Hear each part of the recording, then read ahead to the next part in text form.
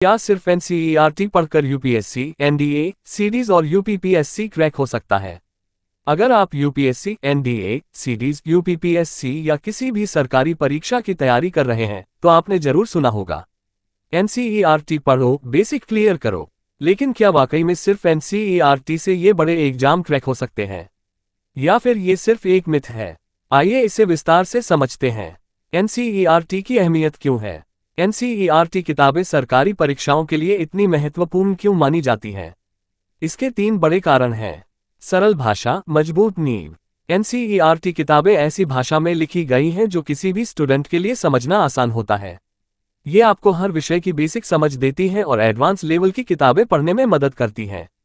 सीधे सवाल आते हैं। हर साल यूपीएससी, एनडीए, सीडीज और राज्य पीसीएस परीक्षाओं में सीधे एनसीईआरटी से सवाल पूछे जाते हैं।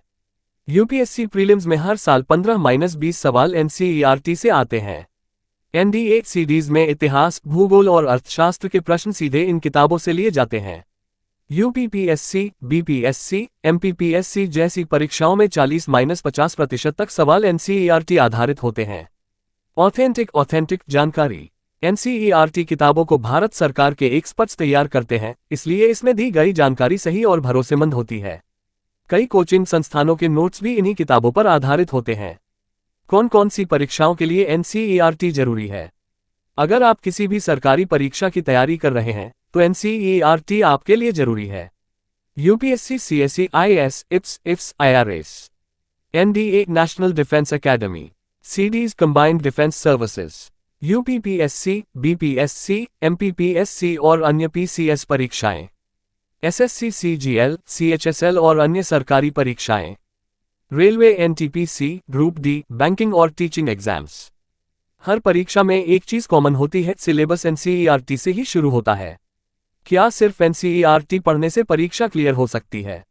अगर आप सोच रहे हैं कि सिर्फ एनसीईआरटी पढ़कर यूपीएससी या पीसीएस निकाल सकते हैं तो जवाब है नहीं। एनसीईआरटी एक मजबूत नींव तैयार करती है, लेकिन इसे एडवांस बुक्स और करंट अफेयर्स से मजबूत करना जरूरी है। अगर आप राज्य स्तरीय परीक्षाएं यूपीपीएससी, एमपीपीएससी, बीपीएससी दे रहे हैं तो एनसीईआरटी 60-70% काम आएगी। अगर आप UPSC, civil services, IAS, IFS की तैयारी कर रहे हैं तो एनसीईआरटी के साथ एडवांस किताबें भी पढ़नी होंगी। एनसीईआरटी सिर्फ शुरुआत है, मंजिल तक पहुंचने के लिए और मेहनत करनी होगी। एनसीईआरटी से नोट्स कैसे बनाएं? हर चैप्टर का सारांश, समरी बनाएं। महत्वपूर्ण तिथियां, घटनाएं और डेटा हाईलाइट करें। अंडरलाइन और हाईलाइटिंग टेक्निक का उपयोग करें।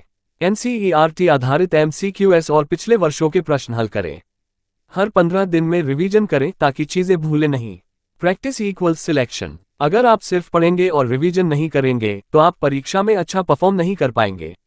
एनसीईआरटी पढ़ने की सही स्ट्रेटजी क्या होनी चाहिए? स्टेप 1, सबसे पहले 6वीं से 12वीं तक की एनसीईआरटी किताबों की लिस्ट बनाएं। स्टेप 2, रोजाना 2-3 घंटे एनसीईआरटी पढ़ने का टाइम फिक्स करें। स्टेप 3, हर चैप्टर पढ़ने के बाद अपने शब्दों में नोट्स बनाएं। स्टेप 4 दिन में एक बार पुराने नोट्स का रिवीजन करें। स्टेप 5, रेशियो 3 महीने में कम से कम 2 बार सभी एनसीईआरटी दोहराएं, रिवाइज करें। अगर आप ये स्ट्रैटेजी फॉलो करेंगे तो एनसीईआरटी पूरी तरह से कवर हो जाएगी और परीक्षा के लिए आपका बेस मजबूत होगा। क्या एनसीईआरटी की जगह कोचिंग नोट्स पढ़ सकते हैं? गलती मत करिए। कोचिंग नोट्स सिर्फ उन्हीं छात्रों के लिए फायदेमंद हैं जिन्होंने पहले से एनसीईआरटी पढ़ रखी है। अगर आप सीधे कोचिंग नोट्स से पढ़ाई करेंगे तो आपको कई कॉन्सेप्ट समझ में नहीं आएंगे। इसलिए पहले एनसीईआरटी से बेस क्लियर करें, फिर कोचिंग नोट्स पर जाएं। निष्कर्ष: अगर आप किसी भी सरकारी परीक्षा की तैयारी कर रहे हैं तो एनसीईआरटी आपकी पहली प्राथमिकता होनी चाहिए। यह आपको बेसिक से एडवांस लेवल तक जाने में मदद करेगी और कंफ्यूजन दूर करेगी।